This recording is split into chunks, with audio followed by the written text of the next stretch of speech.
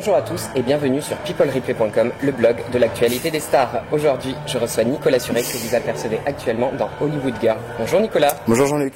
Alors, on va revenir pour cette première partie sur ton passé. Donc, comment en es-tu arrivé à ton métier de comédien? Raconte-nous un peu ton parcours.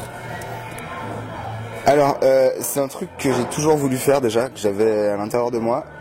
Sauf que je me voyais pas dire ça à mes parents, arriver devant mes parents, arriver leur balancer que j'avais envie d'être comédien. Donc je me suis dit je vais prendre un espèce de petit chemin détourné, donc je voulais faire de la production. Alors j'ai fait une école d'audiovisuel avec une spécialisation en production et j'ai bossé dans une boîte de prod. Et c'est là que j'ai été repéré pour passer des essais et que j'ai eu ma première expérience donc dans La Baie des Flamboyants. D'accord. Voilà. Donc justement, on rappelle à tous que tu as joué dans La Baie des Flamboyants. Comment as-tu intégré le casting? Bah justement, je bossais dans la boîte de prod qui a produit les Flamboyants. Donc ils m'ont fait passer des essais pour pas mal de petits trucs et pour plein de séries qui produisaient. Et il s'avère que pour les Flamboyants, il leur manquait un rôle. Ils sont retombés sur des essais que j'avais fait quelques temps auparavant. Ils se sont dit bah tiens, lui il irait bien. Donc ils m'ont rappelé pour repasser encore des essais. Et ça s'est bien passé, c'est comme ça que j'ai eu le rôle. D'accord. Et au sein de l'équipe, tu as trouvé ta place facilement? Comment s'est passée cette première expérience? Ouais, en fait, ils ont pris beaucoup de débutants. Tu vois, comme c'était un peu la série de la diversité, tu vois, outre-mer, etc. Donc ils ont pris beaucoup de débutants. D'accord. Donc ouais, enfin, on s'est tous retrouvés à peu près pareil, qu'on avait tous zéro expérience en fait pour le coup. Sauf ceux qui nous encadraient, c'était les anciens des L'aîné et Garçons, tu vois, Lali, etc., machin. Et eux, ils nous ont mis vachement à l'aise finalement, tu vois, ils nous ont donné plein de conseils, ils nous ont encouragés, ils nous ont vraiment bien pris sous leurs ailes. Pour que, de toute façon, c'est mieux si on tire tous dans le même sens pour que la série marche bien, quoi. Donc finalement, ça s'est super bien passé finalement. Ça a été top, ouais, franchement. Ouais. Donc, avant de revenir sur ton actualité du moment, est-ce que ce feuilleton t'a ouvert des portes par la suite? Non. C'est vrai? Ouais, c'est vrai. Rien du tout, non, mais non. Non, j'ai fait ça pendant 4 ans, 4 saisons. Le truc, c'est qu'ici, c'est super confidentiel, les Flamboyants. Il n'y a pas grand monde qui connaît, tu vois. Après, si tu recherches, forcément, voilà, mais il n'y a pas grand monde qui connaît. Donc, du coup, on n'était pas aussi médiatisé que pour Hollywood Girls, par exemple. Donc, en Guadeloupe, si, il y a eu quelques demandes en Guadeloupe, tu vois, mais le marché guadeloupéen, il est en train de se développer, mais c'est pas encore avec ça que tu peux bosser, que tu peux énormément bosser. Et donc du coup, j'ai pas eu vraiment beaucoup de demandes suite aux Flamboyants.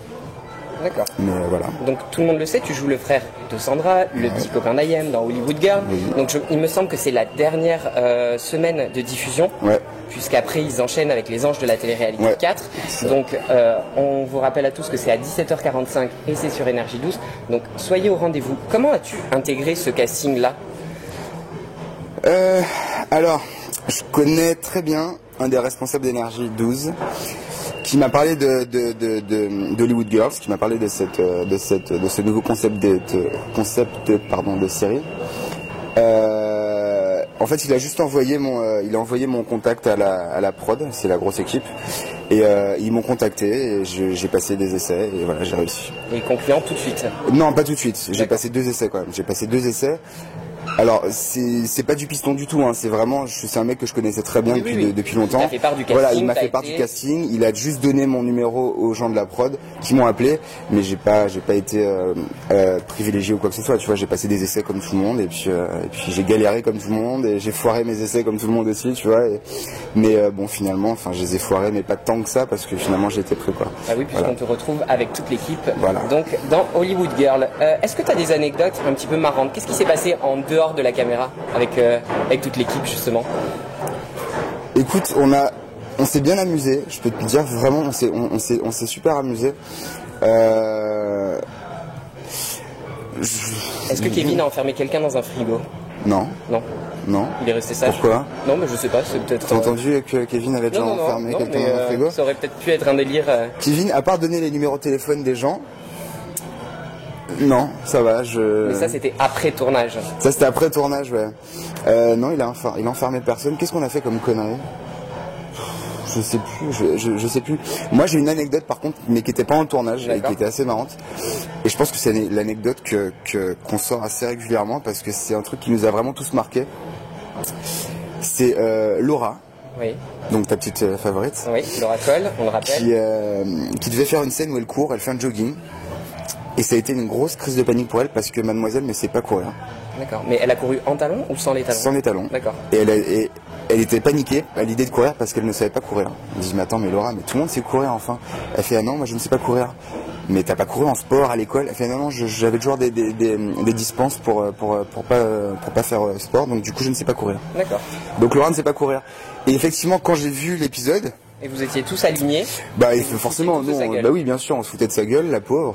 Et quand j'ai vu l'épisode, effectivement, on voit vraiment qu'elle sait pas courir. On a l'impression que c'est un enfant de 3 ans qui apprend à marcher. Vraiment, c'était assez étrange. Là, elle sait pas courir. Mais en dehors de ça, il y a d'autres choses. Est-ce qu'il y a eu d'autres à part le moment où Laura sait pas courir? Parce que là, la pauvre, vous êtes quand même un petit peu moqué d'elle. C'était pas gentil. Oui, ouais, on s'est bien foutu de sa gueule, j'avoue. Quelque chose de...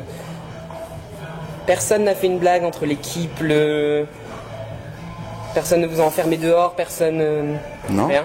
Mais c'est quoi... Alors attends, par contre, faut que tu m'expliques un truc, Jean-Luc. C'est quoi cette histoire d'enfermer des gens dans un frigo dehors? Non, c'était une blague. T'es au courant de quelque chose, ça, non? Ah non, pas du tout. Ah bon, bah alors non, alors. Ah bah tu vois, d'ailleurs, tu vas peut-être pouvoir nous le raconter. Tu vas peut-être prêcher le faux pour savoir le vrai. Non, je vois pas ce que tu veux dire. Non, mais franchement, non, il n'y a pas eu d'histoire d'enfermement dans un frigo ou dehors. Non, écoute, franchement, je réfléchis, hein, mais non. Truc d'enfermement, non. Non. Bon, écoute, c'est pas grave, on va passer. Tu sais quoi, je réfléchis et puis dès que je trouve un truc de ouf, je te le dis. Tu m'arrêtes et ça marche. S'il fallait que tu retiennes une chose par rapport à l'aventure, ce serait quoi? Ouais, tu sais, j'ai fait des rencontres formidables là-bas. Ouais. Donc tu comptes t'installer là-bas? Le faux cul. J'ai travaillé avec une équipe de dingue, c'était vraiment magique. Ouais. Non, sérieusement, non, c'était très cool. Et vraiment, j'ai rencontré des mecs super. Enfin, des gens avec qui j'ai tourné, notamment Kevin, Kamel, qui sont des mecs super et qui sont des vrais potes maintenant, plus que des collègues de travail. Donc rien que pour ça, déjà, je regrette pas d'avoir fait l'expérience. Parce que ça n'a pas de prix de rencontrer des gens bien et avec qui tu t'entends super bien. Les assistants de nos jours, hein, c'est vraiment plus ce que c'était. Hein. Mais non, sinon, non, c'était vraiment super cool. C'est une belle aventure humaine en fait. Tu vois, c'est une très belle aventure humaine. Oui, surtout. Avant tout. Surtout que toi, tu l'avais peut-être déjà vécu sur la télé flamboyant, mais Kevin et Kamel qui sont issus de la télé-réalité, je pense qu'ils ont un peu retrouvé leur cocon et leur ce qu'ils avaient vécu auparavant. Les deux, ils étaient vachement, ils étaient très souvent ensemble, tu vois, ils se connaissaient depuis les Anges, donc ils ont déjà fait un petit bout de chemin ensemble, donc forcément oui, ils sont bien retrouvés. C'était un peu la même ambiance que dans les Anges, j'imagine, sauf que c'était pas vraiment une télé-réalité ce qu'on faisait nous. Enfin, c'est pas du tout une télé-réalité. Mais c'est vrai que il y avait une espèce d'atmosphère de colline de vacances, tu vois, donc c'était vraiment très sympa. Et oui, j'ai connu ça dans les Flamboyants, effectivement, mais là c'est différent, tu vois, c'est à Los Angeles en plus, c'est la Guadeloupe, c'est bon, je connais, tu vois, et là c'est à Los Angeles, donc c'est, je sais pas, c'est vivant. Ouais, t'es à Los Angeles, quoi, tu vois, même si, voilà, t'es à Los Angeles, t'es avec tes potes, et puis tu fais un taf que tu kiffes. Donc franchement, non, c'était cool, c'était vraiment super cool. Ouais, franchement, tout bénef, c'était vraiment super cool. Et à mon avis, une question que tout le monde se pose, vu que les audiences cartonnent un petit peu, est-ce qu'il y aura une saison 2? Je sais pas du tout. Tu sais pas du tout. Je sais pas du tout. Personne t'a parlé de quelque chose ou Je sais pas. Non. Il y a eu des bruits de couloir il y a quelques temps, mais là je sais pas du tout. D'accord, ok. J'ai aucune certitude. Donc écoute, si jamais tu nous rappelles et tu viendras nous en parler en exclusivité, c'est ça? Non, oui, non, si, il y a une saison 2 qui est prévue. Ah. Il y a une saison 2 qui est prévue. Eh ben, cool. Bonne nouvelle pour vous, si vous suivez la série, il y aura une saison 2 de Hollywood Girl. Megan, ça va? Donc, pour finir. Elle est super contente, l'assistante. Il y a une assistante caméra qui est très contente de voir la saison 2 d'Hollywood Girls. Voilà. Elle est fan absolue et elle kiffe. Pardon. On donnera pas ses coordonnées de toute façon. Depuis à Megan, si, 06 19 67 52 63. C'est ça. Voilà. Pour finir cette interview, donc, je vais te placer dans des situations, donc, parce que les gens pensent que les people ou les gens qui passent à la télé ne sont pas comme tout le monde, et tu vas nous démontrer qu'en fait, toi, tu fais les choses comme les gens que tu croises dans la rue ou dans d'autres situations. Donc première situation, tu es chez toi, bien installé, tu joues à ta console de jeu préférée, donc j'imagine que Une ça PS3 commence... Non, j'imagine que ça commence par un X et que ça finit par Box. Donc un ami t'appelle, mais tu ne peux pas mettre sur pause. Qu'est-ce que tu fais? Tu perds la partie ou tu laisses le téléphone sonner? Ah mais je laisse le téléphone sonner. T'es comme ça en vrai? Bah tu rigoles ou quoi? Je suis dans un bon FIFA, un bon Call of Duty, tu vois, je suis en train de gagner. Non, je vais pas arrêter. Ah ouais? Ah non, non, non. Si je peux pas mettre pause, on est Ah d'accord, oui, je non, peux pas mettre pause. Non, tu peux pas mettre pause. Non, mais c'est mort. Ah, non, je décroche pas. Non, tu décroches pas. Je décroche pas. D'accord. Donc deuxième situation, tu es chez des amis à toi et il y a une personne que apparemment qui ne peut pas te voir. Qu'est-ce que tu fais? Tu l'ignores toute la soirée ou tu vas lui parler pour régler vos comptes? Alors, je vais la voir, mais pas pour régler mes comptes, juste parce que ça me fait plaisir que de la faire chier. D'accord. Donc je vais passer toute ma soirée avec elle parce que je sais qu'elle me déteste. D'accord, ok. Voilà, c'est juste ça, juste pour la faire chier. Troisième situation, tu prends le métro et une personne te prend en photo. Tu te retournes ou tu souris? Comme ça, hein, tu viens de te réveiller, tu es dans le métro et là il y a une fan ou un fan qui vient et qui te prend en photo comme ça discrètement. Tu tournes la tête ou alors au contraire tu souris et ça te fait plaisir Non, je vais faire un truc du genre, tu sais, je vais me mettre un peu comme de mon bon profil comme ça, je vais faire genre. Ça y est, je vais faire genre, tu sais, je vois pas, mais je vais faire. Tu vois, je vais taper une... Non. Non, honnêtement, je vais être le plus naturel possible, je pense. Je vais pas regarder, sourire forcément, tu vois, parce que c'est une photo un peu volée, donc je vais pas... Mais ça te dérange pas en tout Non, cas. ça me dérange pas, mais depuis peu, j'expérimente le fait d'être un peu reconnu dans la rue, tu vois. C'est pas, enfin ça va, c'est pas la folie, hein, mais c'est vrai que quand les gens, tu vois dans le regard des gens qui te reconnaissent, tu vois. Et du coup, moi, ça m'intimide. Et alors, quand je vois quelqu'un qui me regarde avec insistance, genre c'est toi, moi je tourne tu vois, je tourne la tête parce que j'ai pas envie de dire oui c'est moi, machin. Ouais. Je tourne la tête, je baisse un peu les yeux parce que j'ai pas, enfin voilà quoi, ça m'intimide un peu du coup. Et j'imagine que je vois quelqu'un avec son appareil en train d'essayer de me prendre en photo, ça va m'intimider aussi, tu vois. Donc je vais pas forcément être genre gros sourd, tu vois. Oui, je vais, voilà, voilà, elle me prend en photo si elle veut, mais voilà. Voilà. On rappelle quand même que Nicolas a été escorté pour venir jusqu'ici, hein, avec ses gardes du corps et tout ça. Ah, donc... tu te fous de ma gueule en plus, Jean-Luc. Il se fout de ma gueule. Tu te fous de ma gueule, Jean-Luc. Non, je me fous pas de ta gueule. Je dis juste que aux personnes que, effectivement, si vous voulez le prendre en photo, il faudra faire face aux deux molosses qui sont à côté de lui. Je réponds plus. Mais non, attends, il en reste pas beaucoup. Quatrième. Il se fout de ma gueule. Mais non, je me fous Mégane, pas. il se fout pas de ma gueule, sérieusement. Quatrième situation, allez, on enchaîne. Si tu étais au restaurant et que tu découvrais un cheveu dans ton plat, qu'est-ce que tu fais? Tu te demandes à changer ou tu te barres directement? Ah. Je sais pas. En fait, tu vois, le truc, je serais tenté de demander de changer de plat, mais le truc, c'est que ça va tellement me dégoûter, et je vais y penser que du coup, s'il me ramène un autre plat, je vais avoir du mal.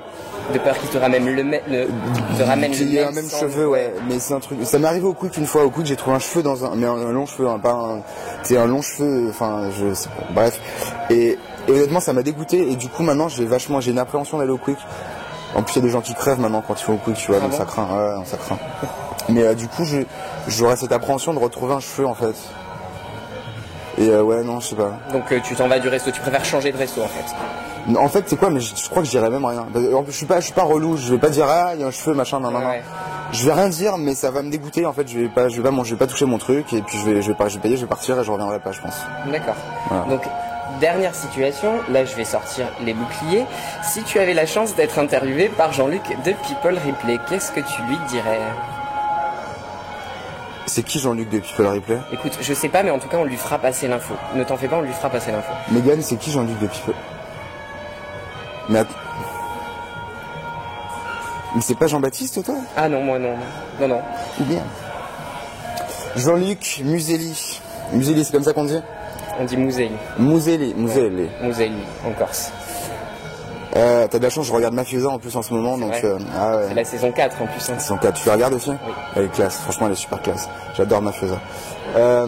Jean-Luc, qu'est-ce que je pourrais dire Jean-Luc? Ça fait longtemps qu'on se connaît, tu sais? Oui. Depuis le début de Hollywood Girl. Depuis le début oui, ça remonte. Ouais. Écoute, non, je serais tenté de dire à tout le monde de laissez-vous interviewer par Jean-Claude.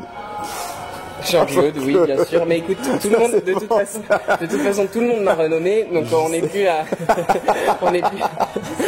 On n'est plus à un prénom près. Jean-Claude. Excuse-moi Jean-Michel. Excuse-moi Jean-Michel. Non. Non Jean-Luc. Jean-Luc. J'ai passé un super moment avec toi, vraiment. Non, franchement, t'as des questions super intéressantes qu'on m'a jamais posées. Ça c'est pour les molosses. Déjà, voilà. Hein? Le frigo, c'est pour le frigo, les molosses, voilà, comme ça, tiens. Non, non, mais le truc à la fin, là, j'aime bien. C'est marrant de situation. C'est cool. Ouais. Ouais, mais ça, c'est original. Bah écoute, en tout cas, c'était un bon moment. C'était réciproque puisque Nicolas Suret est quand même quelqu'un de très sympathique. On a bien rigolé et avant de faire cette prise, je vous assure qu'on en a fait quelques-unes avant. On vous mettra peut-être un petit bêtisier à la fin. En tout cas, merci Nicolas d'avoir accepté notre invitation. Est-ce que tu as un petit mot à faire passer à des gens qui te suivent ou même à des gens du blog? Bah écoute, ouais, donc pour les gens du blog, bah, j'espère qu'ils vont continuer, ça va leur donner envie. Je sais pas s'ils connaissent Hollywood Girls, mais ça va leur donner envie de regarder Hollywood Girls. Et puis bah, pour tous ceux qui me suivent, bah, j'espère qu'ils vont continuer à me suivre pendant très longtemps parce que c'est quand même grâce à eux que je marche. Enfin, faut pas oublier que c'est grâce aux gens qui te regardent que tu fonctionnes. Donc ça te fait rire, hein, Mégane. Mais c'est vrai, c'est le public qui nous fait marcher malgré tout. Donc voilà, donc j'espère qu'ils vont me suivre très longtemps, qu'ils seront encore plus nombreux et que grâce à eux, je vais faire encore plein de choses. Et voilà, donc je les embrasse très fort et je vous dis merci de votre soutien et voilà. Et puis bah, pour les gens de People Replay, j'espère qu'il y aura encore plus de vues, encore plein d'abonnés, d'inscrits, enfin plein d'interviews et plein de bonheur et plein de bonnes choses pour vous. Merci, voilà. En tout cas c'est très gentil. Et on n'oublie pas qu'on retrouve Nicolas Suret donc sur Twitter puisqu'il est très actif avec ses fans et que c'est quelqu'un de très gentil. Donc on retrouvera en bas de la vidéo ses coordonnées, donc c'est @Nicolas Suret et sur son Facebook qui porte le même nom. En tout cas, moi je vous dis à très vite pour une prochaine interview. N'oubliez pas d'appuyer sur play et à bientôt. Bye bye. Bye bye.